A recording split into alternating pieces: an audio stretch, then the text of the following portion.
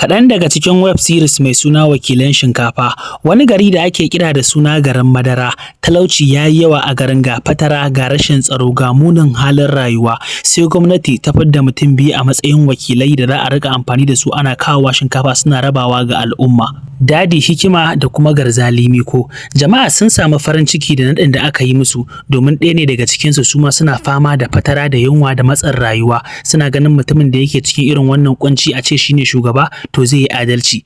Bari mu fara da labarin Dadi Hikima ku ji shi kuma irin inda yake gudanar da nasa zaluncin akan mulkin da ake bashi na wakilin shinkafa. Yakan ebi yaransa ne su higa cikin kasuwa da buhu-buhun shinkafa da suka ɗiba su je su kai su sassaida su. Mutane ba su san abin da ke faruwa ba domin ba sa fidda shinkafar har sai sun bar garin. Shi kuwa Garzali Miko ta bangaren sa kullun iba shinkafar ne yake kai gidansa a dinga yi masa abinci, ina cin jarmiya, ina koshi, ina rawa a gaban al'umma. Ya sake mota ya zama dan luxury life, wato irin rayuwar nan ta kyale-kyale ita ya dauka isa a gaba. To kullun hida a ganshi yau da wannan motar, gobe a ganshi da waccan, amma al'umma ba su san abin da ke faruwa ba. Da an yi magana sai ya ce ai tara musu ake, akwai lokacin da za a zo a baza a raba kowa isa mu. Babu jimawa sai Dadi Hikima isa ke gida, isa ke unguwa, isa ke mazaunin da ya kamata, saboda shinkafa ta biya shi, ta yi masa dukkanin wani abin da ya kamata. Shi ma ya yi aure, ya fara jan jarmiya, har ma ya mafi samun daɗi fiye da shi Garzali Mikon, kasantuwar shi ne oga namba ɗaya a cikin fagen wakilcin shinkafa da aka ba su. Shi dai wannan shiri ana nan babu jimawa kawai sai shagon da suke kaiwa kaya domin a siya, mai shagon sai ya fito ya nuna cewa shi sai an faɗa masa daga ina suke samuwa wannan shinkafar. Daga jin wannan abin kawai sai Dadi Hikima ya ɗau fuska, ya turɓune, ya fara muzurai, ina cewa shi za a faɗa ba daidai ba, shi za a faɗa meye da menene. Ya hau da irin ta 'yan tashan nan masifa babu kai babu gindi, kawai ya ɗauke ta ike ta yi. Shi kuma wannan mai shagon ina wasa ina dariya da su, amma yana ce musu ba zai siya ba. A haka dai izo yake nuna masa cewa shi fa shine wakilin shinkafar da ake turowa daga gwamnati. Har ta ya za a ce za a tuhumi shi akan kayansa, akan kayan da shi yake da injinsa.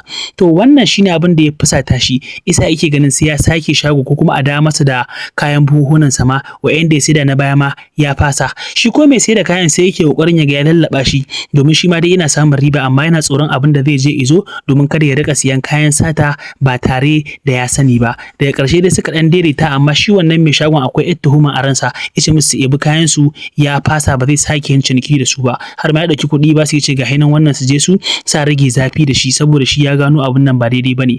Dadi Hikima da ya dawo cikin gari wajen al'ummarsa suna ta roƙonsa akan ya taimaka ya raba musu wannan buhunan shinkafan, sai yake ce ai buhunan shinkafa dukkaninsu babu, sun ƙare. Shi ma wanda suka rage a gunsa 'yan kaɗan ne. Al'ummar wannan gari suka tambaye shi dan Allah dan Annabi ina ya je kai wa'annan buhunan.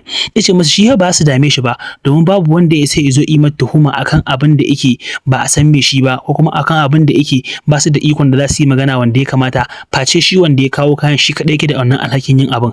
Ya zama tamkan sarki a gare su saboda kuɗin da yake da shi da arziki. Mutane rassana masa suke idan sun zo gabansa, idan ya faɗi magana kuwa ko tanka masa ba a yi.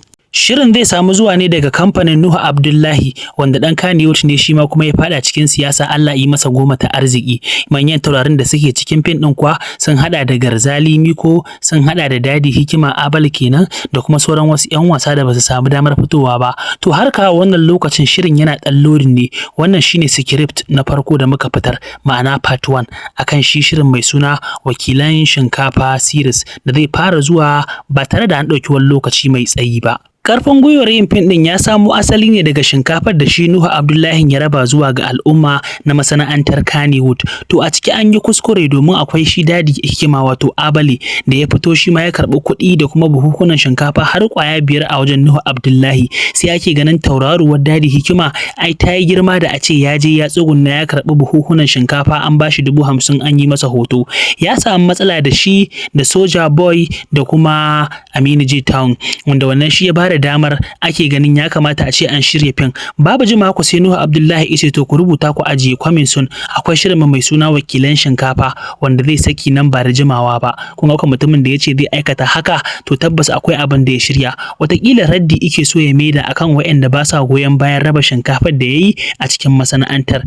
Ɗaya daga cikin mutanen da ba sa ƙaunar Nuhu Abdullahi a cikin masana'antar da kuma ƙoƙarin da yake na raba kayan abinci, akwai Sadiq Sani Sadiq. A koda yaushe maganarsa shine akan T-Pen anti-pen, wakilan shinkafa, wakilan gwamnati masu ƙarya, kullum shine abin da Sadiq Sani Sadiq yake faɗa akan shafinsa na Instagram. To wannan shiri dai zai zo muku ba da jimawa ba, kuma za mu ci gaba da kawo muku script na part 2 akan shirin fim ɗin da kuma tsakurwa wasu daga cikin behind scene, wato bayan fage na shi shirin mai suna wakilan shinkafa The Series da zai karaso zuwa gare ku. Ku yi mana subscribe, mu ne naku masu zaluko muku fina-finai masu yawa, official da ma unofficial wa'anda ba a saki ba, domin ku san cewa ga abin da ke faruwa, ga abin da zai zo zuwa gare ku. Mun gode, a sha ruwa lafiya, sannan a sanya mu a cikin addu'o'i na alkhairi.